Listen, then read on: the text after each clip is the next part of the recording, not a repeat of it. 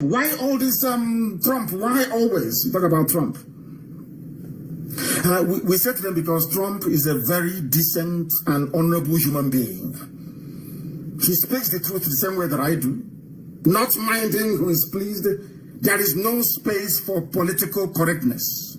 He calls things the way he sees them. When the clown they have in Asorok, the mask wearer,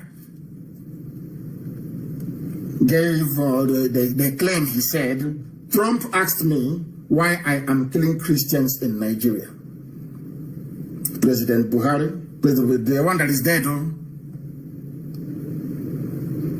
raised as a mask wearing doppelganger to deceive the idiots.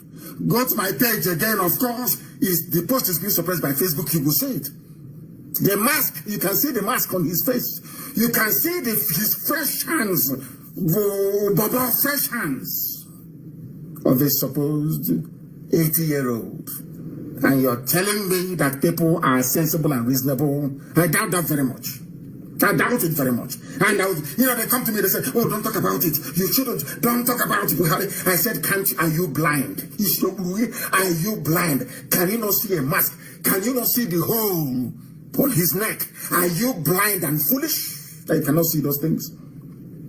But because there is a climate of fear, a climate of suppression and subjugation, a climate of betrayal, a climate of treachery, a climate of sabotage, a climate of oppression. That is why none of you can stand up to speak the truth, to say that little boy can never be an 80-year-old. Look at his hands. He's there for the whole world to see. And you don't want me to speak that very truth because you have something to hide, because you're compromised, because you're a traitor. Only traitors are afraid of the truth. Trump asked me why I am killing Christians in Nigeria. Let me ask some of you, has the Pope ever been this brave to call Asorok and to say, why are you killing Christians? Has the Democratic Party in America been able to call and say, why are you killing Christians? Has the Archbishop of Canterbury been able to call? How about all the mega Pentecostal pastors that come to the zoo, you go for their crusade, have they ever called? It's only Trump who said to the idiots they sent to him, why are you killing Christians? If you cannot love such a man, who are you going to love? Has Obama ever said such a thing before? Why are you killing Christians? No, he will never say it, because he is part and parcel of the problem. And tomorrow idiots will still say, why are you supporting Trump? Why do you support Trump? Your common sense cannot tell you that this man that confronted Jubril, when they sent Jubril to him, that said to Jubril, why are you killing Christians? Because if you present a squirrel to them as your president, they will accept. If you present a madman, a completely mad, if you bring a madman and say this is your president, of course they'll accept it. Any idiot is sent to America, they will accept. Even if the idiot is wearing a mask, they will accept. Jubril went to America and Trump asked him this question. Which American president has ever done that before? Did the British Prime Minister do it? Why didn't they say, Theresa May called me and asked me, or David Cameron, or Boris Johnson? No, it's only in the whole world, only Trump is concerned for the dying Christian niggers you have in the zoo. And that is the man people say is a racist. Those who are not racist, those who claim they love you, you are being slaughtered. They cannot ask after you. It is a man you claim is a racist that is asking after you. Do you see how foolish black people are? They bring out their sentimental mumbo-jumbo crap. Rubbish. Every time you tell them the truth, they can never ever absorb, assimilate that very truth, and do something with it. Never in their lives. They prefer lies. That is why I like Trump. He tells you the truth the way he sees it. He doesn't give a damn how you're going to feel. That is inconsequential to him. What matters is the truth. And that truth has been spoken. If not that this idiot opened his mouth to say it, will you understand the amount of work that people are doing in Washington to try to highlight the plight of dying Christians in the zoo? All your pastors are concerned about is who insulted who and how much tithe you're going to pay. Your pastors see you the same way that the Fulani see you. They know you are foolish. Your pastors understand how foolish all of you are. That is why they treat you the way they treat you. And the Fulanis understand how hopeless and crazy we are. That is why they treat us the way they treat us. That is why they can kill you and talk about unity. As that's not telling you, they're telling you, oh, let's remain united. Oh, one united Nigeria. We intermarry. We know each other. You have your chemist shop in Bauchi. You have another chemist shop in Brandon Kebbi. You are selling spare parts in Kaduna. Can you imagine such rubbish? You are killing me. When I ask you to stop killing me, you're telling me, oh, don't worry. Think of the things that unites us together.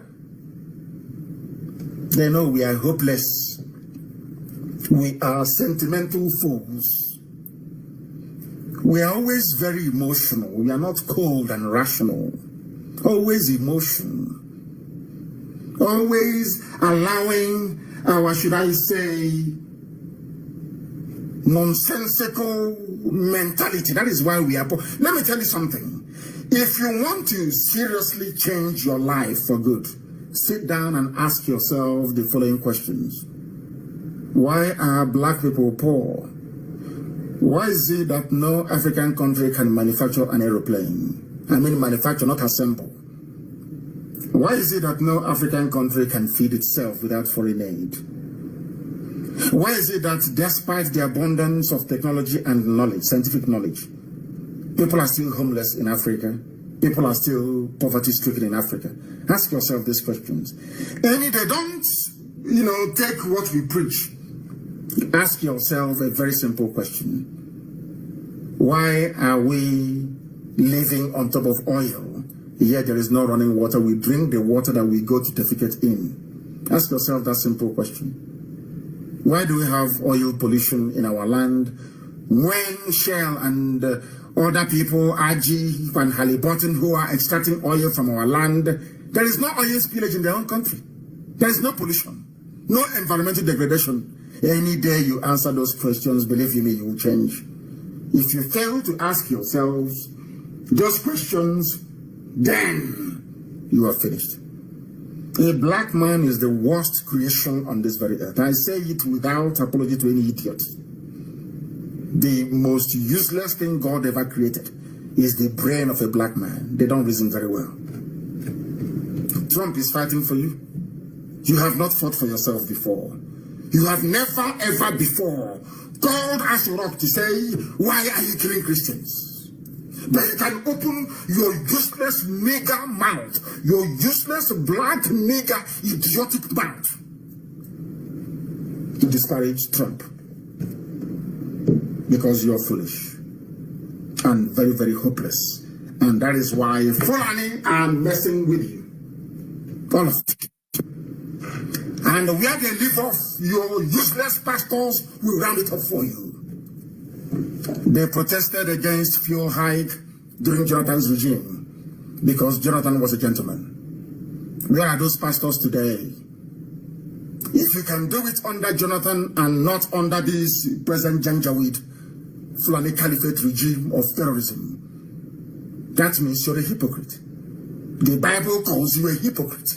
If you're a pastor that protested under Jonathan, you came out on the streets and you cannot do something now, you are a hypocrite. And if you're a hypocrite, you cannot be the servant of God. It's impossible. These are the things you need to know. Where are all the idiots that told you that they can see in the future?